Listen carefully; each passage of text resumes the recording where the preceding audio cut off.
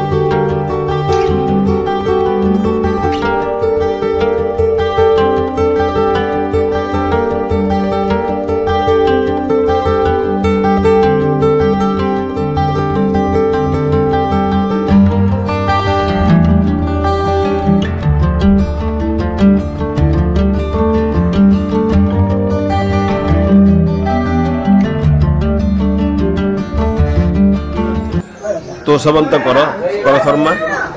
आउ मंदिर परीक्षा पुरोधा और नीतिज्ञ हरिहरपुर बोले गोटे गाँ आम सब घंच जंगल घर द्वार नाला घंच जंगल भितर से ठाकुर था तो नगर संप्रदाय शबर मान द्वारा ठाकुर पूजा करते गौड़ लड्डू नाम था गौड़र गाई भल क्षीर दिए कि दहीभात से क्षीर दौनी से मसे क्षीर देलानी अनुधान कर देखला से गाई आसिक पत्थर उपर क्षीर दौर देखला से रागर पिटी दौड़ी जाकि गाड़ी दौड़ी पड़ा बेले दीटा खुरा चिन्ह पड़ जाए पूर्व पटे गोटे गाई खुरा पड़ी खोज पश्चिम पटे गोटे गाई खोज पड़ी से रक्त धार बही गौड़ जो देखी रक्त बाहर से कौन कला गाँव में कहला जे प्रकार परिस्थिति मत होती गौड़ा से पत्थर उपर क्षीर दौला गाई दबा समय मुझे बाड़ी देली पत्थर गोड़ बाजिक तार क्षीर रक्त बाहर गाँ वाला आसते कौन हो घटना बोली देखिए प्रकृति रक्त बाहर गोरा चिन्ह जो पड़ी रजा पाख खबर देला से आम नयागढ़ रजार न था रणपुर रजार अधीन रणपुर रजा खबर नरेंद्र सिंह बोली तो मंदिर तैयारी व्यवस्था कले तो से पर्टिकुलर टाइम सब क्षीर दिया हुए 10:30 नीति आम से क्षीराभिषेक हुए सब केवे कही हेनी तार कौन प्रकार स्थिति ना आज बंधु तार किंवदंती किसी ना किंतु आमर प्रत्नतत्वविद मान जो थे आसते ये कौन केमिकाल्स पकईकि से कहते 1400 वर्ष पूर्वर मंदिर ही भंजंकर गोटे इतिहास बाहर जी अच्छी 6ठ शताब्दी मंदिर बोली विडा बोली से भंजंकर ये बाहर तेणु से अनुसार 6ठ शताब्दी 1400 वर्ष ये कथा को प्राय समान आसला 1400 वर्ष 1400 वर्ष मंदिर बोली है या ना प्रथम थिला नकुलेश घंच जंगल थिला तापर कालक्रमे जो गौड़ गाई आसिक खाइला से क्षीर देला सब कथा है कालक्रमे या ना है नकुले लड़ुकेश लड़ू नाम धरी गौड़ द्वारा आविर्भूत होता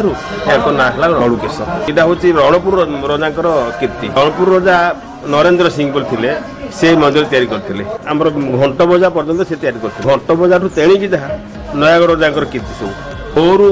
राति 4 रु ठाकुर अला लगी हम अला लगी पंचामृत स्नान हम पंचामृत जिते थर गाधेबे से थर खाइबे सी तो पर बल्लभ हम बल्लभ कोरा खुरुमा खई गोपाल आदि पूजा हुए सकाल दीप कांडिका खेचेड़ी खीरी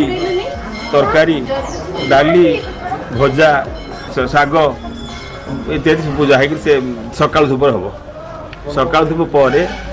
ठाकुर गाधेबे आउ थे गाधेकरी क्षीराभिषेक हम क्षीराभिषेक पर आमर झिल्ली पूजा हम दीपर धूप हम दीपर मंदिर बंद हम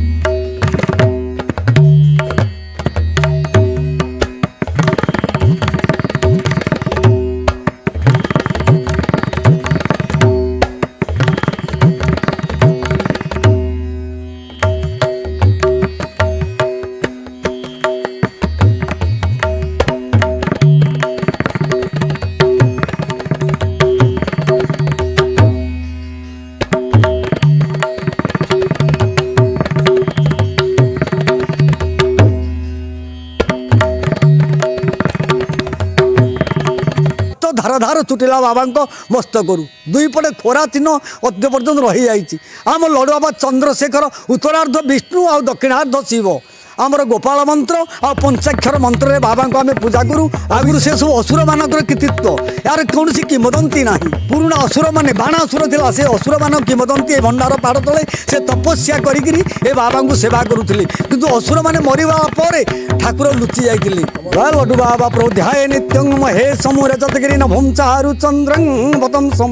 रत्नाकल्पं ज्वलांगं परशुमृगवरा भीतिहस्तं प्रसन्नं पद्मारसेनौ समततमौरगणे व्याघ्रकृत्यं वसानं विश्वाद्यं विश्वबन्धुं निखिल भयहरं पंचवक्त्रं त्रिनेत्रं शूलं वज्रं चखड्गपरशुम भयदं दक्षभागे दहन्तं नागं फासं च घण्टं डमरुकसहितं शाङ्कुशं वामभागे नानालङ्कारयुक्तो स्फटिकमणिनभं पार्वती नमामि ए लड्डू बाबा प्रत्यक्ष ठाकुर आम आज्ञा आगुरी असुर मैंने पूजा करते बाबा को बहुत वर्ष पूरा कौन किंवदंती ना हजार हजार वर्ष तौर ठाकुर मोर आर कौन किंवदंती ना लड्डू कपिला गाई क्षीर दौला गाई गोठर से लुचिकी आसब गुहालू सदा बेले बाबा क्षीराभिषेक करी गौड़ मूर्ख बुझलानी कला गाई लुचिकी कुआड़े जाऊँगी सदा बेले से गोठर लुचिकी आसब बाबा गोड़ को ओसारी दीपट रखी पन्ना सलखा रखी क्षीराभिषेक करे गाई गौड़ मूर्ख बुझलानी पहाड़े पिटी देला गाई की गाई चमकी उत्तर दिग को दौड़ी पलैला दुई खोरार गोड़र आघात रक्त धार धार छुटिला बाबा मस्तक दुई पटे खोरा चिन्ह अद्य पर्यटन रही जाइए आम लड़ु बाबा चंद्रशेखर उत्तरार्ध विष्णु आ दक्षिणार्ध शिव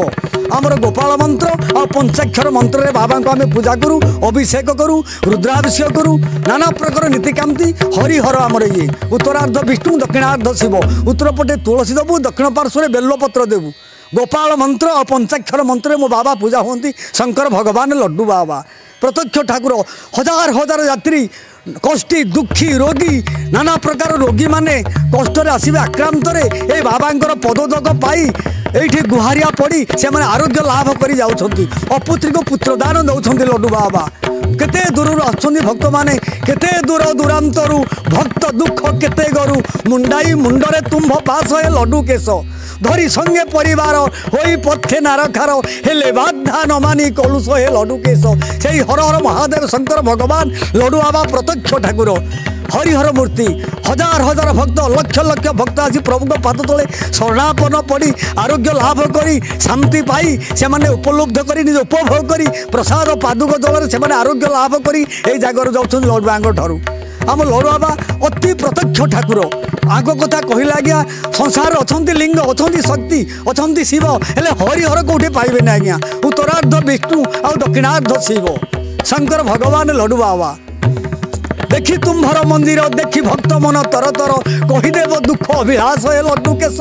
आउ से जननी जठ पाइबी कि नीलकंठ जे नेअंध सुनार कलश हे लड्डू केश से लड्डू बाबा संसार मंगल पे शरणकूल भंडार पर्वत तले आस्थाना कर ए भंडार पर्वत हूँ भंडार पर्वत तारी तले प्रभुंर आस्थान ये शरणकूल ग्राम शरणकूल अर्थ शरण रक्षण उमाईश हे लड्डू केश शरण दुखी रंकी संसार जंजाल दुख रे घाटी कलबल होते से माने शरण कूल जिते कूल अच्छी नदी कूल समुद्र कूल सब कूल अच्छी कि दुख कूल शरण कूल यही हूँ शरण कूल पवित्र माटी